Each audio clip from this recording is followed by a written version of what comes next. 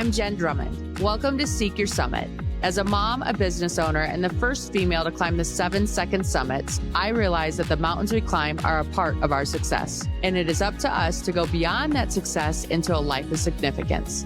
Listen in as I share personal stories and interview others who have led a life of both success and significance, and now they are paying it forward.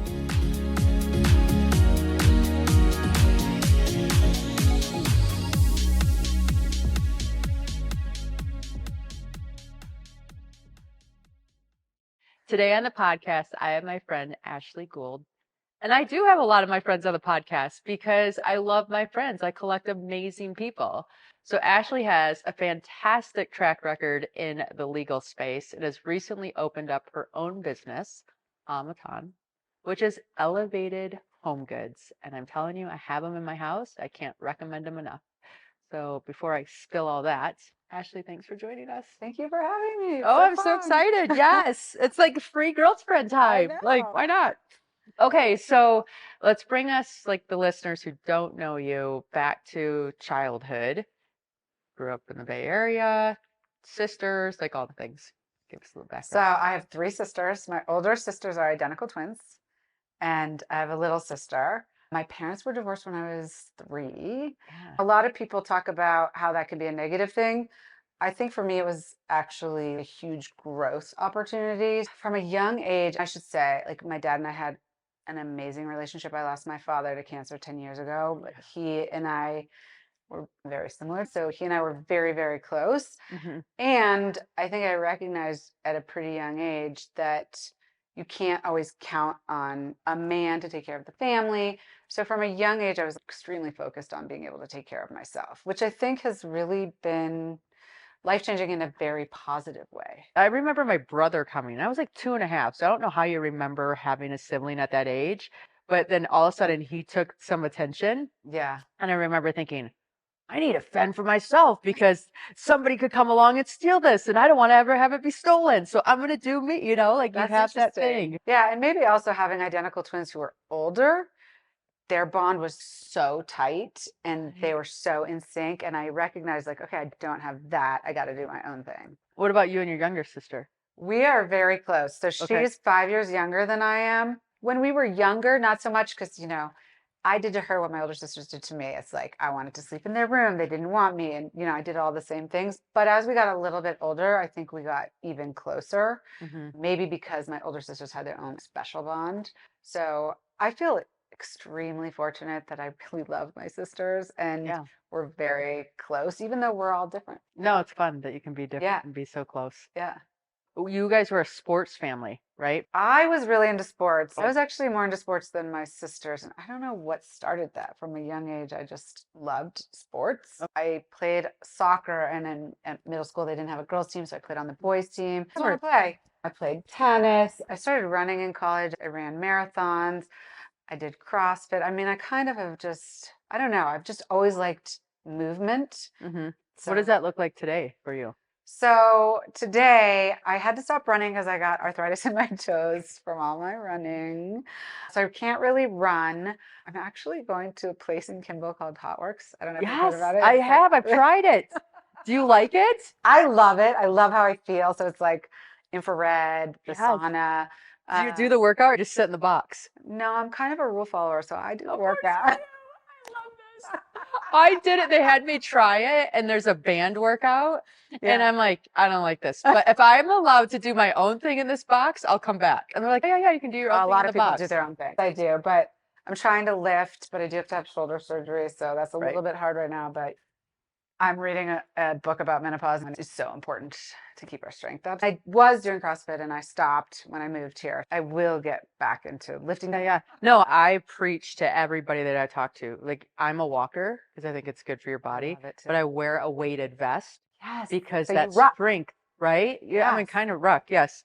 And so then you have that strength component, which helps delay the menopausal effects of things. Yeah, I'm just starting with rucking. So yeah, we should ruck together. And so weighted vests help delay menopause. I actually didn't know that, but I did just get a rucking vest, so we're gonna have to go do that together. Let's do it. So it happens when you talk to your girlfriends. You were the athletic one in your family. Your parents were divorced at a young age. You were pretty independent. Your sisters were older, so they had that relationship. So you're like, okay, Yeah. I need my own deal going. You were always like financially clued in too. It feels like from what I know, like you wanted to know what people made for what jobs they did. Yeah, and my stepdad set us up with a checkbook, which I still use today. I have to balance everything. From a pretty young age, I was focused on like, what is a budget? How do I know how much I actually have? Not, not what's showing in the bank account, but like, what do I know I'm spending or I've spent?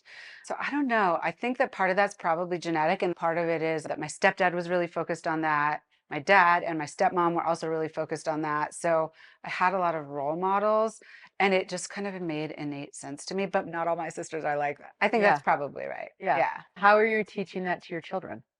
We're trying different things so that's not all working. At first, we started with an allowance. You do these chores, you get this allowance. It just wasn't really working. Mm-hmm. They weren't having enough of an understanding of, what a budget is and what can they spend. So what we're doing now is that they have a credit card linked to my credit card. They have a monthly budget. My older son now drives to school, so he has a gas allowance, and so they have sort of like buckets of allowance. If they want to go to a concert, if they want to, whatever they want to do, they have to budget for it. The first couple months were kind of a disaster. I would get the bill and sit down with them, and they were way over, and they didn't really realize it. And pretty quickly, though, if you spend the time at the end of the month and go through the bill, then they started to get within budget. So, okay, this is how much I'm spending on going out to lunch or dinner or, my friends. And it costs a lot of money. So I think it's honestly a little bit of diligence and awareness. I think awareness is huge on Yeah. it because they don't like mine will spend money and then they don't realize how fast it adds up. Oh my gosh. I'm like, Yeah. guys, what are we doing this week? We do not own Alberto's. In case you didn't know, we don't get to eat there for free. Right. Right. So, Yeah. work in progress. Fair enough. Okay. And then your dad was an attorney. So did that kind of was influential for you to want to go down that path? My dad and stepdad, Both were both attorneys. attorneys. Okay. I had two pretty major role models in my life. When I was in college, I didn't grow up saying, I'm going to be an attorney. To be honest, in college, I didn't really know what I wanted to do. It felt like a good next step. So I went straight from college to law school. Okay. I found a beautiful melding in law between business and law. Mm-hmm. I went to a big Silicon Valley law firm when I graduated that was very focused on startups, public companies, and technology. I got to really understand like how does the business work? Everything from how does the board meeting work to how does the cap table work and how are they spending money? How are they going under? How are they selling themselves? All of these different things. And then I was doing the legal side of things. But I got To see all of it. I worked with some very small companies, Okay. from startups to public companies. For public companies, I was more in the boardroom. I did a lot of financings, venture capital financings, debt financings, initial public offerings. There you're working with the board and the executive team, and then with the bankers and the accountants. So that was one side of things. Mm-hmm. And then for the smaller companies, they could be quite small. So we would go to their offices. You could be with the whole team. Yeah. So you really got to see a little bit more like Here's the what happened, making. the struggle, or here's Yeah, piece. all of Yeah, it. that's Yeah. awesome. When I got into financial services at first, thank God, because I would have been a financial train wreck, like 1,000% was heading down that path. That field, just understanding, you sit across the table from people and you look at how they're spending, or what they're doing, or what their jobs were, where they saved. It just gave you an idea of like, oh, here's a whole different way to do this Yeah. versus the way that I was raised. And this is what it can look Absolutely. like. Yeah. Yeah. Growing up with two fathers who were lawyers, it was more focused on the law than business, but I was always very interested in business. So it was really like a nice melding for me to work at the law firm. So you're working at the law firm, and then your dad gets sick. My dad was diagnosed with a rare cancer called myelofibrosis, and they gave him 3 to 5 years to live when he was diagnosed. I still remember driving home from work, and I don't know if you've had this feeling, like seeing people sitting, like having coffee, laughing, and I'm like, why are they smiling? Like there's nothing good in this world right now. Right. This like moment, and there's this poem I think it's W.H. Auden. I'll have to look it up, but there's this poem about how can other people be enjoying their lives when something so terrible is happening. That's part of life. We all realize as we get older that hard things are going to happen to all of us. Unfair things, right? Unfair Yeah, things. We have to work carry on. through it. We have to carry on, even for them, like for my dad. A lot of what I do is to honor my dad. He lived for 14 years, which is amazing. I did a fundraiser at my house, and his oncologist came and said he was the longest living patient he had. Wow. So What do you attribute that to? I think he really wanted to live. He and my stepmom had a beautiful relationship and marriage. He was fighting for that. Oh. He loved us, but I really think it was his marriage. And he loved life, and he wanted to do everything that he could. And he did. He was in clinical trials. He tried all kinds of things. And it was really hard. His quality of life was very much affected. And I call this the Harvey rule. My dad's name was Harvey.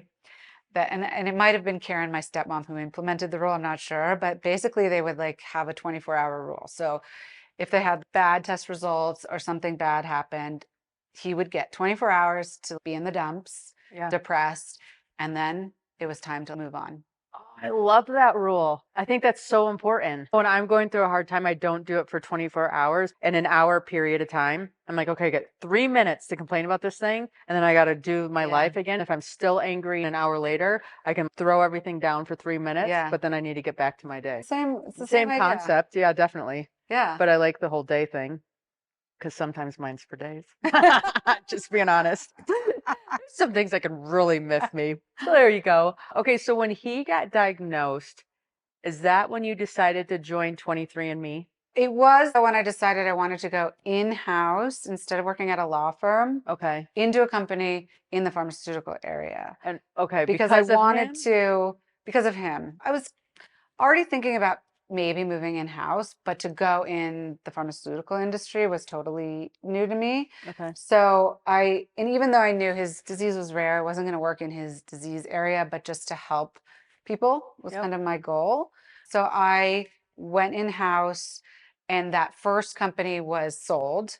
Then I went to 23andMe. It was not long after I made What's the the advantage of being in-house versus out-of-house? So I'm sure a lot of people would answer this differently. Okay. For me, it's several things. One is that at the time, at least that I was working at a law firm, I worked totally insane hours. I got very little sleep. I was working all the time. It's a miracle I met my husband. It was not sustainable. Maybe that's partially my personality. I'm going to do everything I do 110%. Yeah. So that to me was not sustainable. And I knew I wanted to have children, and I wanted to actually see my children. So that was part of it. And then another part of it is when you're in-house, you are actually part of a business. When you're in a law firm, you are advising a business. And that's really different. I wanted to see what that was like. Yeah. It was really those two things. Okay. So then when you go in-house, are you compensated with shares and pay, or how does that work? Yeah. So at the law firm, unless you're a partner, which I was not, I was an associate, you have a salary. Right. And you get a bonus, kind of like a typical job. In companies, generally speaking, and they are all different, you have both cash and equity. If you're at a startup, generally you get less cash and more equity. Right. Which is a trade-off that either pays off or it doesn't. But going in what you're going against. Also, you can choose to go. I could have chosen to go to bigger companies like Genentech and get more cash and less stock. In those cases, you're pretty unlikely to make a lot of money on your stock. At smaller companies, at startups, you have the possibility of making a lot of money or making none. Yeah. Right? And then your cash comp is lower. So you have to really plan for that. I actually took a big pay cut when I left the law firm. Was 23andMe because it was in the pharmaceutical, but 23andMe is in the genetics. Well, now they're trying. So at the time, first of all, they had not even launched when I joined. So I was really intrigued with the whole idea of doing genetic research for rare diseases, which my dad had. And we actually did some work in myelofibrosis, like in the area, or myeloproliferative diseases, the area of my dad's disease, which was so amazing that we got to do that. So I really went there for that. And again, it was before we launched. The whole idea was people have the right to have their own data. Like it's data about your own body, which actually turned out to be more fraught than one might think. And then Anne Wojcicki and Linda Avey, who were the founders I was working with at the time, they both really felt like, why are we so focused on treating diseases? We should be focused on preventing disease. And so the whole idea from the very beginning was to do research. The idea in the beginning was to work with established pharmaceutical companies, be able to do research arm work for them, and then they could do the clinical work. That was a harder road than the company thought. So they have pivoted and they do their own clinical work now, which I think is going to be really interesting to watch. You were with them when they went public. I was not. You were I not? left Okay. before they went public. You get to keep your shares? So the way that equity works, you have a vesting schedule. Yeah. It's usually over a 4-year period, and you can get multiple grants if you stay a long time. You get 25% on your 1-year anniversary and then monthly. When you leave, wherever you are in your vesting, you've vested in those shares, but you have to buy them. And when you leave, you generally have 3 months to exercise. You have to come up with the money and then you have to pay taxes. So if the company has grown in valuation in that time, it can actually be really challenging. So I know that there's been some movement in the Silicon Valley to make it easier for companies leaving to be able to exercise their shares. Maybe they get a longer window because you are trading off cash for that equity. So it does feel like the right thing to do. But in any event, I had 3 months to decide to exercise. Well, that plays a big role in whether you leave or not, too. I think this is such an interesting conversation because equity can be hugely can drive people to perform, but there's also this term called rest and vest. So some people can just stay just to vest, which you obviously don't want as a company. Right. You have to orchestrate a good plan. Yeah. It should be highly motivating. I mean, that's whole and here, in early Google, people who were not the engineers were making a lot of money. And that's wonderful, right? They decided to spend their time and energy there and got rewarded. You really want it to be a reward, but sometimes it can work against a company. What made you decide to move on from 23andMe? It's a great question. A couple of things. One, I'd been there 5 years. Even though I had said I was working around the clock in the law firm, and you generally are not working as much in-house. Unless it's a startup and it's not a lot of people, and so then you're playing multiple hats. I wore multiple hats, and I remember when my second child was born, it was kind of a little bit of an emergency. He was born prematurely. I was working in the hospital. I never basically had maternity leave because we were young and there was so much to do and there were fires all the time. And you were committed to the vision. And I was committed. I really worked a lot. I had a premature baby at home. So I was working maybe more than I wanted. I also had a commute because we were living in the city and I was commuting to the valley, and that was at least 2 hours a day. Oh, wow. So it was, people were not working from home at that time. So it was all of that. And then the CEO I had been working with at the first company that had been sold had been asking me to come back and work with him again. He was the CEO of another rare disease company now. And I loved working with him. It was in South San Francisco, very much close to my home. Yeah. And it was a public company, and I had never been the general counsel of a public company. So it was kind of a step up also. It was a really hard decision. And I think it was a great decision. Yeah. Did you think it was a great decision the entire time, or now looking back? Anne and I also had our differences at the time. So I felt really good about the decision for me. It goes back to being as a kid, being I'm always going to stand up for myself. Yeah. And I always have to do what I feel is right. I felt it was the right time and something I needed to do. Yeah. I was nervous about becoming the general counsel of a public company. It's good to do things that make you nervous. I love this. No, it is, right? I love how you're okay, I went here. I wanted this experience. It didn't quite work out the experience that I had sold myself. My circumstances changed, which happens, right? And then you had a great relationship with somebody else that gave you another thing to do that was exciting that you haven't done yet. I love people who are willing to reinvent and pivot and try all that. So that's awesome. So what happened there? So that was really a magical company. The team, the executive team, we really gelled. and the company was bought, which we were sad about, to be honest, Really? because we loved working Each other. together and we had the vision. When you're public and you can create shareholder value, you have to do that. It was absolutely the right thing to do, but a lot of us were sad about that. And then I went from there to another rare disease public company with a woman CEO, which was cool. very cool. In my head, I was like, oh, this is gonna be so amazing to work for another woman who's a mom. And it was also challenging. I mean, we 100% worked through it. Yeah. But sometimes you go into things thinking like, this will be a certain way, and it's not. Oh, I don't know how many times it's happened to me, right? I'll partner on something and I'll be like, okay, we share the same values and views. And then you get behind the door and you're like, we don't share the same values and views. Is there a place that we can meet? And if there's not, then how do we say, like, I appreciate you for you and me for me, but we need to go? Well, it's interesting because I was going to leave and then she asked me to stay and we worked through it, which was public because we were public companies. We had to make a filing and everything.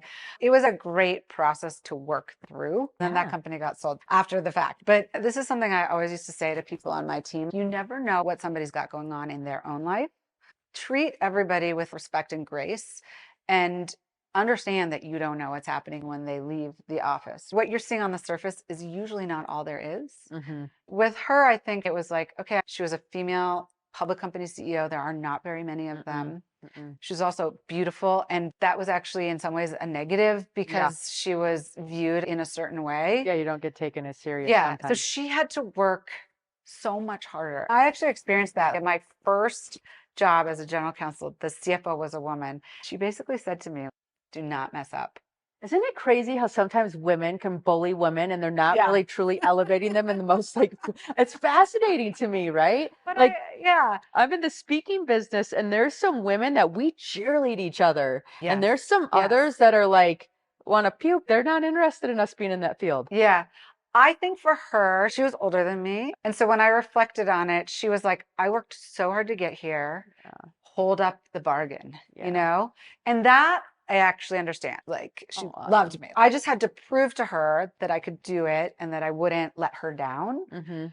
So that's different from women who actually actively don't want you to succeed. She was not like that. That's awesome. Okay. My boss at this company was definitely not like that. I just understood all the pressures she was under. And I should have been more aware of that, to be honest. You know, we all become aware when we're ready. Exactly. So it turned out to be a really good experience. Okay. When you're changing companies like you have so many times, what advice do you have to somebody that is changing a company? Because it's a new team, it's a new environment, it's a new culture. Like, what would you give advice to people listening when they're entering? Well, first of all, I think it's a really good thing. I do think everybody's different. Some people like to be at the same place for their entire career, but I think we grow when we change and challenge ourselves. Changing your environment or the company is a massive change. Every company, every team is like an organism and it functions differently and you have to figure it out. So my best advice is don't come in and rock the boat. Come in and observe. Don't come in and say, I'm going to change everything. Even if you're leading the team, come in and observe for months. That's my best advice.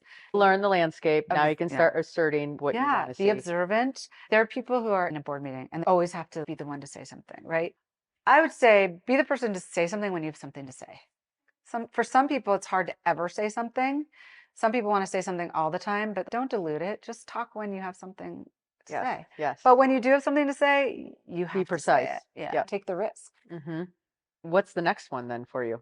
So then I went to Juul. Yes! I've been waiting for this part of the conversation because it's so controversial. It is. Okay. It is so controversial. So let's start with why you went to Juul. So when I left this last company, it was bought. I was offered the same job again, general counsel of public company, like small biotech public companies.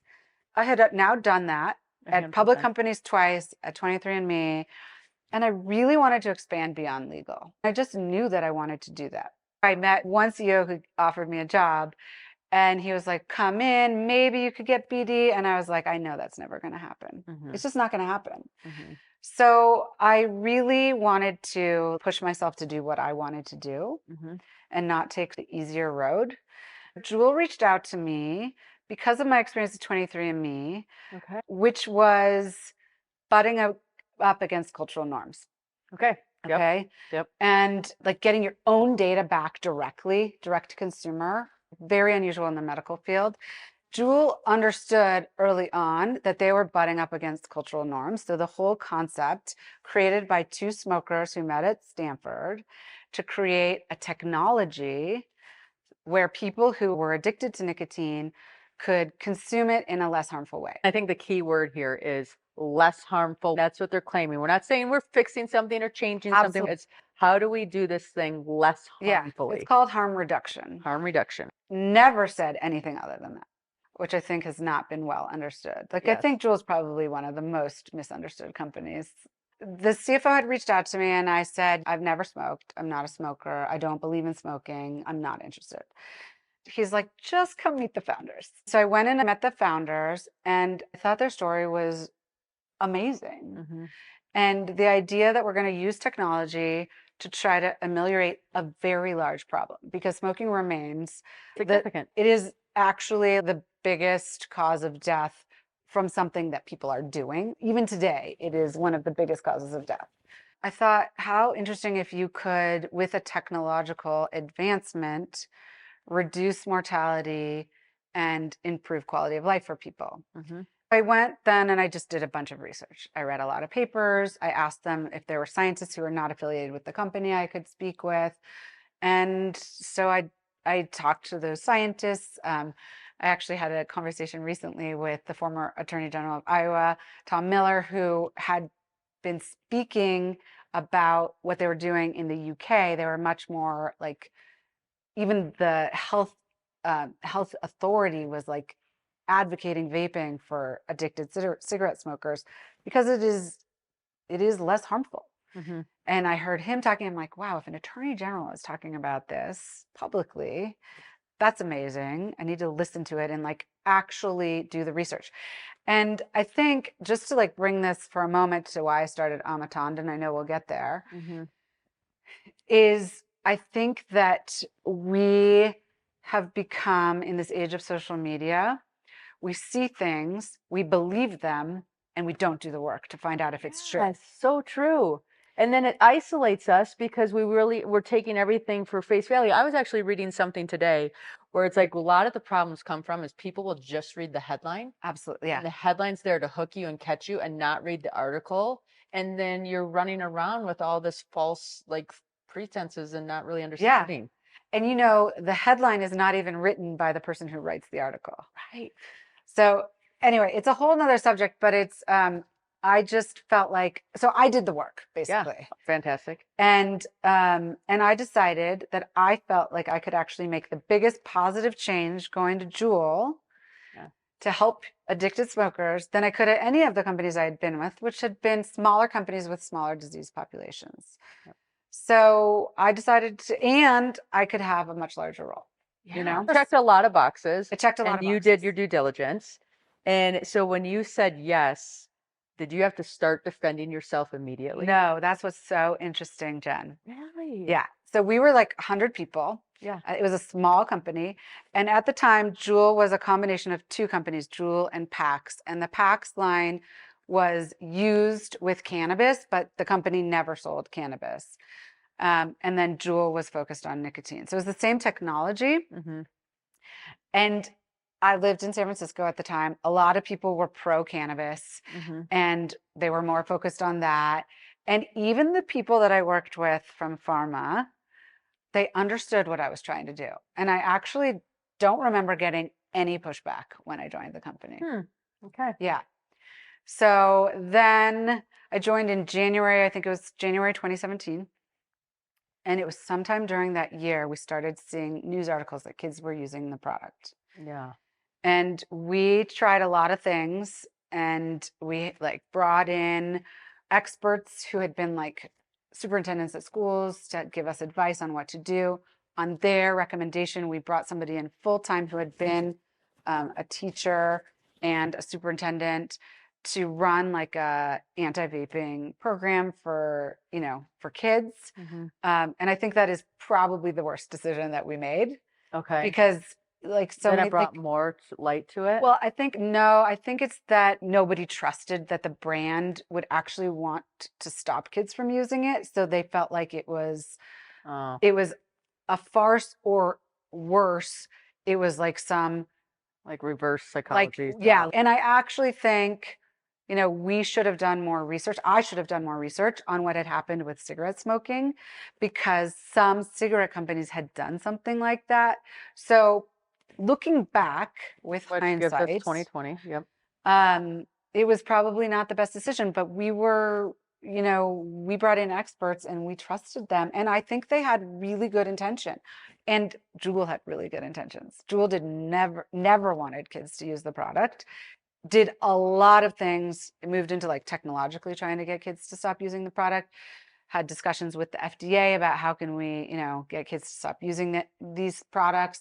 And nobody ever believed that the company didn't want kids to use the product. So that was Mm. challenging. Mm-hmm. And it just got more challenging. And the company was growing. So Right. the Pax and Juul brands split legally Okay. by the end of that year. Okay. And I went with the Juul brand because I was really focused on helping as many people who were addicted to nicotine as possible. Yep. And so the company grew pretty dramatically. I mean, I don't know exactly how many people it was when I left, but it was thousands of people Yeah. in multiple cities, and there were huge challenges. Uh-huh. Yeah. What made you leave, or what made you decide, like, okay, this isn't working. This isn't. Yeah. Yeah. So while I was there, there were three CEOs, but I left shortly after the second CEO left, Okay. and they brought in the third CEO. The CEO they brought in came from Altria, which is basically Marlboro, like that Yep. brand. Yep. Yep. And I want to be like very clear, like Altria had done an investment in Juul, which I had been vocally against because I thought the perception would be so bad. But I really believe that Altria was working very diligently on a smoke-free product. Like I think that they wanted to provide a less harmful product. Mm-hmm. So it was like almost an instance of me, like right now my focus is on more curiosity, less judgment. And I think I was judging Mm-hmm. in the beginning, Mm-hmm. to be honest. Mm-hmm. And he came in and he had his own people, and it Mm-hmm. was just time. It was Yeah. Yeah. time. Yeah. Yeah. And there were a lot of changes going on at the company. Well, there's just a lot going on with the company the entire time you were there, so that had to be a very consuming, time consuming and everything type of Yeah. job, because it's such a, I mean, you're in a fight, Yeah. right? Like, and it's just a different energy where you're always defending, always defending, always defending. Just to be perfectly frank, like I think they had to have like new faces, Yeah. because I had been on TV talking about the company. I had been before Congress, right? And I in some way represented this period of time where I again believe we had all good intentions and we're trying really hard. The data were that kids were using Juul and other vaping products. And I think they really did need to move on. And also it was a lot, both physically and work-wise and emotionally. Mm-hmm. And I don't think I really realized that until after I left, Mm-hmm. but I think it was time. Mm-hmm. And maybe usually that's the case. I mean, I think, yeah, at some level, and I don't know, like we become the boiling frog in a lot of projects that Yeah. we take on. And when you finally step away from that project, you're like, wow, I was way more committed to that, or that took way more out of me than I ever really imagined Yeah. until I'm away from it. Okay, so when you left Juul, was Âme Atendre the next move? Yes, but it took me a minute. Yeah, because you need to just like detox everything and have a season of rest. Yeah. So first I would say it was even before I left, like when the media became super negative about Juul is when people that I had worked with and people in my own family became very negative towards not just Juul, but towards me Oh, personally. So that started before I left. really? And then we left, and then we moved to Park City. Mm-hmm. This is right before COVID. I left right before COVID, 2020, January, COVID, February. Yep. We moved to Park City. I mean, we didn't move full time until sort of November-ish, but we were spending a lot of time here because our kids were in online school and Mm-hmm. all of that. So I was moving the family. We had COVID, which was obviously like a huge emotional thing, like trying to keep your family safe. And then I really do think I had to process what I had been through. And how do you know that you needed to process? Because sometimes some of us, when we're used to that go, go, go, you just jump into something else to numb and just to keep going. How did Yeah. you have enough awareness to be like, I just need some time? In a strange way, COVID was lucky for me because I really was, it was almost like nesting when you're going to have a kid. I remember these thoughts like, how am I going to keep my family safe? Like I was so nervous. I had to put my energy into that. Yeah. And then moving, I had to put my energy into that. And so I think there were some things that sort of required my attention, but I was also aware of, maybe on more of a surface level, but I was aware of the pain Okay. that Juul had caused. And frankly, it's not just me. There are a lot of people that I worked with at Juul. Some of them are still there who, I mean, like we did go through it. You know, I'm not saying feel sorry for us because you should not feel sorry for me, but we went through it and you have to learn to work through these things. And I think for me, it took years, to be honest. Fair. I mean, Yeah. 100%. Yeah. I don't think anybody's judging for that. I think, right? And I think it's good to demonstrate, like, this is what this looks like on me, so that other people can figure out what works for them and have that space to do that, whatever appropriate for Yeah. them. And I think the great place where I am today is that I actually don't care if anyone's judging me now, but I did care. And that's like maybe my big lesson. Yeah. Yeah. So Yeah. judge me all you want now. Got this. Believe me, I went through that, right? Like, so Juul was your car accident for me. Yeah. I mean, my life before the car accident, I mean, I looked outside of me for validation Yeah. all the time. And then when that car accident happened, I realized that everybody's values that I cared what they thought of me was going to be in the dirt at the same time I was, or essentially around the same time. Right. So why am I giving my power to them? Right. Like, fine, have your thing. You'll be in the grave when I'm in the grave. We'll see you later. Yeah. I mean, it just changed it. Yeah. It's amazing. And I think some people never get there. So Yeah. I actually feel really fortunate. Yeah, no, Yeah. I think all of us need to get to that point in our stories where we're not the victim and Yeah, where we absolutely. realize, like, okay, this happened. I now have this awareness and now I can operate from this space. Yeah. Yeah, Yeah. 100%. Okay, so bring us to this favorite company of mine. My husband Carlos, we had come back from a trip and he got COVID like the day after we got back. We were supposed to go see family in California, and then one of our boys got COVID. So by the time we were supposed to leave, Carlos had recovered and he took our older son and they went to see family, and I stayed with our younger son. Yep. And it was at the time when you had COVID, you like didn't come out of your room. Like I couldn't go out because I maybe had it, right? who knew? And I couldn't be with my son.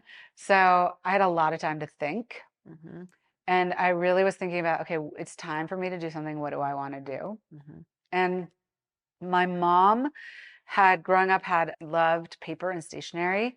And she had a stationery and gift shop with a friend. Oh, cool. And my mom also cooked and entertained and would like set a beautiful table and like so warmly invite people into our house. And so I took that, part of that.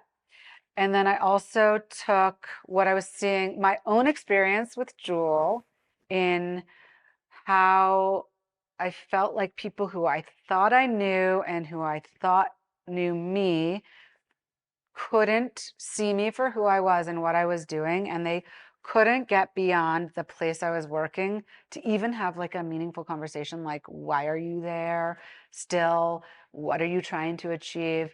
It was just like this judgment at the like very surface level. Yeah, they weren't willing. They didn't care enough to do the questioning to figure it out. They were judging without understanding. And I thought, well, now I'm seeing that on a macro level, like across politics, cultural issues. And like, who knows if it's from social media or partially from COVID and like the fact that we were not physically together. But I wanted to create a brand that was about human connection. So Âme Atendre stands for to take care of yourself or to take care of your soul in French. Attendre is the old French spelling of that. I spent a year in France in college, so I have always loved the French language and also the French people, who I really feel like do a much better job at human connection, like sitting over meals, not like meals are an event. Yeah, like a massive event. It wasn't like, it's not like, hey, I need to get this job of fuel in my body and leave. Right. It is like, this is what we're doing. Yeah. And not rushing. So I feel like I wanted to embody that in the name. And so my goal was to create beautiful objects that I'm designing with Dylan Williamson, who's amazing and works with me. And Dylan went to the Rhode Island School of Design, so has a formal education. I do not have a formal education, but I know what I want. I'm 50. I like to cook a lot. I know what I'm looking for in objects. So I wanted everything to be elevated, basically elevated every day. You can put it in the dishwasher, you can put it in the microwave. It will withstand time, very good quality, and design elements that I think of in my kitchen. So like our wooden cutting board has cutouts on the bottom so I can move it easily, because a heavy cutting board, you have to like slide it off the counter. It can be really hard. So thinking about the design. So I don't want to replicate things that already exist. I'm trying to take things that I use a lot and make them better, and beautiful things we can use every day. And I really believe there's this whole study called neuroaesthetics. It's kind of a newer, I think that term was coined like in the 90s, but it's basically the study of the brain with like the aesthetics around you.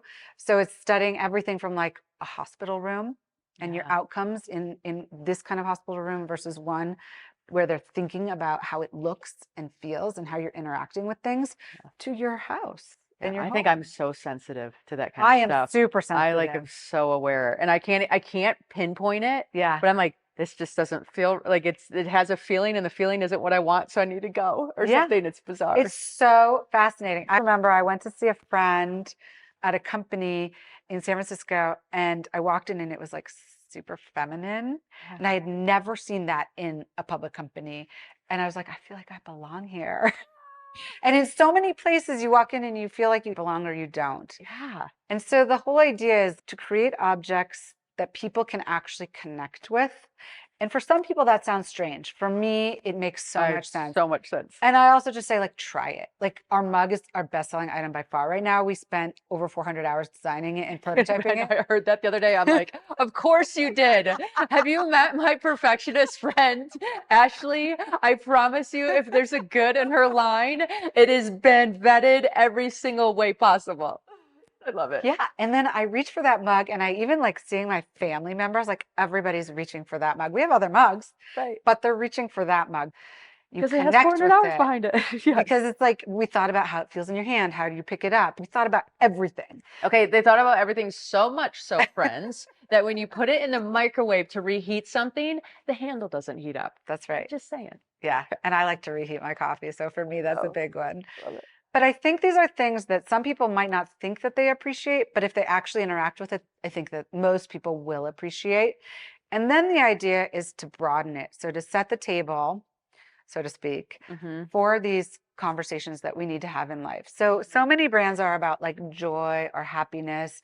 My brand is not about that. My brand is about experiencing everything in life. We have joy, we have grief, we have sadness, we have exuberance, we have celebration, and we need to embrace all of that.